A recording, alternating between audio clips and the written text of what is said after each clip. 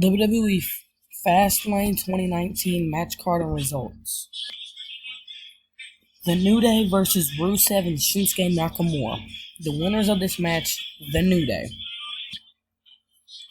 The Usos versus The Miz and Shane McMahon for the SmackDown Tag Team Champions. The winners of this match retaining the SmackDown Tag Team Champions, The Usos.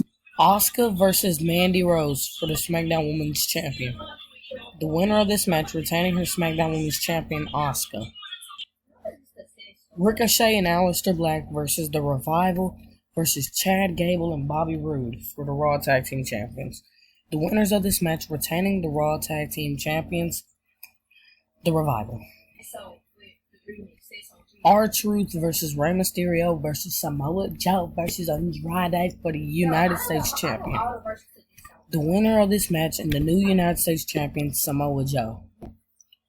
Sasha Banks and Bayley versus Nia Jax and Tamina for the Women's Tag Team Champions. The winners of this match and retaining the Women's Tag Team Champions, Sasha Banks and Bayley. Daniel Bryan versus Kevin Owens versus Mustafa Ali, who is not currently being shown, for the WWE Champion.